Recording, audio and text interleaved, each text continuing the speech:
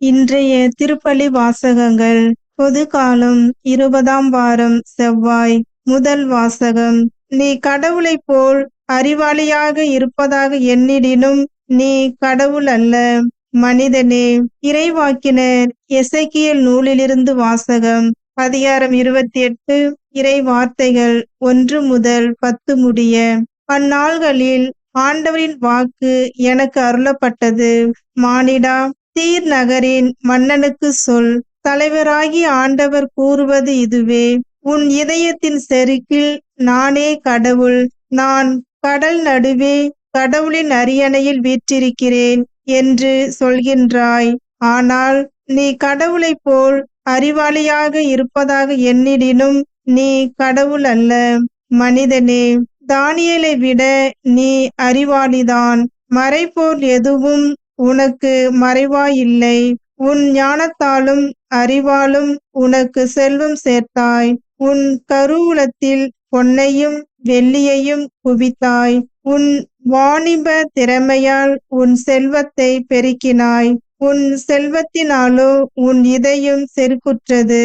ஆகவே தலைவராகிய ஆண்டவர் இவ்வாறு கூறுகிறார்: கடவுளைப் போல் அறிவாளி என உன்னை கருதி கொள்வதால் மக்கள் இனங்களில் மிகவும் கொடியோரான அந்நியரை உனக்கெதிராய் எழும்ப செய்வேன்.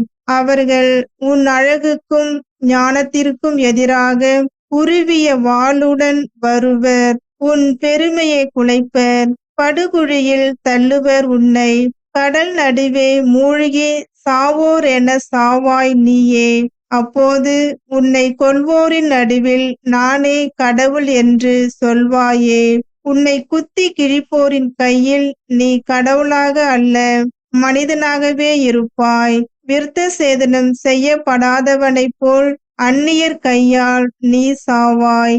நானே உரைத்தேன் என்கிறார் தலைவராகிய ஆண்டவர். ஆண்டவரின் அருள்வாக்கு. இறைவனுக்கு நன்றி. பதிலுரை பாடல். இணைச்சட்டம் 32. வசனங்கள் 26, 27, 28, 30 மற்றும் 35, 36. பல்லவி. கொல்பவரும் நானே, உயிர் அளிப்பவரும் நானே. நான் சொன்னேன், அவர்களை எத்திக்கிலும் சிதறடிப்பேன். அவர்களது நினைவு மனிதரிடமிருந்து அற்றுப்போக செய்வேன். ஆயினும் எங்கள் கைகள் வலிமையானவை, இதையெல்லாம் ஆண்டவர் செய்யவில்லை என்று அவர்களின் பகைவர் திரித்து பேசுவர் என்பதாலும் பகைவனின் பழி சொல்லுக்கு அஞ்சியும் வாளாவிருந்தேன். பல்லவி. கொல்பவரும் நானே, உயிர் அளிப்பவரும் நானே. அவர்கள் புத்தி கெட்ட மக்கள், அவர்களிடம் விவேகம் சிறிதும் இல்லை. ஒரே ஆள் 1000 பேரை துரத்துவதும் 2 பேர் 10,000 பேரை விரட்டுவதும் அவர்களது பாறை அவர்களை விற்று விட்டதால் அன்றோ? அவர்களின் கடவுள் அவர்களை கைவிட்டதால் அன்றோ? பல்லவி. கொல்பவரும் நானே, உயிர் அளிப்பவரும் நானே. அவர்களது அழிவு நாள் அண்மையில் உள்ளது. அவர்களுக்கு வரப்போகும் கொடுமைகள் தீவிரமாகின்றன. அவர்கள் ஆற்றல் இழந்து விட்டவர்கள் எனவும், அடிமையோ குடிமகனோ எவனும் இல்லை எனவும் காணும்போது ஆண்டவரே அவர் மக்களுக்கு தீர்ப்பிடுவார். பல்லவி. கொல்பவரும் நானே, உயிர் அளிப்பவரும் நானே. நற்செய்திக்கு முன் வாழ்த்தொலி. அல்லேலுயா, அல்லேலுயா. நம் ஆண்டவர் இயேசு கிறிஸ்து செல்வராய் இருந்தும் அவருடைய ஏழ்மையினால் நீங்கள் செல்வராகுமாறு உங்களுக்காக ஏழையானார். அல்லேலுயா, அல்லேலுயா. நற்செய்தி வாசகம்.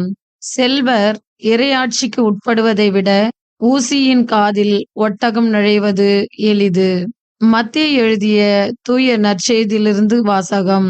அதிகாரம் 19, இறை வார்த்தைகள் 23 முதல் 30 வரை.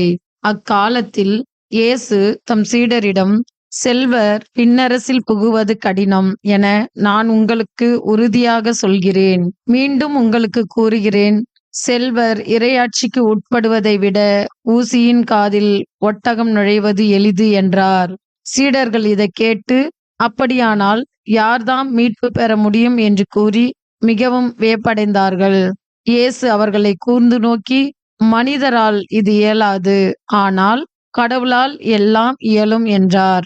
அதன் பின்பு பேதுரு இயேசுவை பார்த்து, நாங்கள் எல்லாவற்றையும் விட்டுவிட்டு உம்மை பின்பற்றியவர்களாயிற்றே, எங்களுக்கு என்ன கிடைக்கும் என்று கேட்டார். அதற்கு இயேசு, புது படைப்பின் நாளில் மானிட மகன் தமது மாட்சிமிகு அரியணையில் வீற்றிருப்பார். அப்போது என்னை பின்பற்றிய நீங்களும் இஸ்ரேல் மக்களின் 12 குலத்தவர்க்கும் நடுவர்களாய் 12 அரியணைகளில் வீற்றிருப்பீர்கள் என உறுதியாக உங்களுக்கு சொல்லுகிறேன். மேலும் என் பெயரின் பொருட்டு வீடுகளையோ, சகோதரர்களையோ, சகோதரிகளையோ, தந்தையையோ, தாயையோ, பிள்ளைகளையோ, நிலப்புலன்களையோ விட்டுவிட்ட எவரும் 100 மடங்காக பெறுவர், நிலை வாழ்வையும் உரிமை பேராக அடைவர். ஆனால் முதன்மையானோர் பலர் கடைசியாவர், கடைசியானோர் பலர் முதன்மையாவர் என்று அவர்களிடம் கூறினார். ஆண்டவரின் அருள்வாக்கு. கிறிஸ்துவே உமக்கு புகழ்.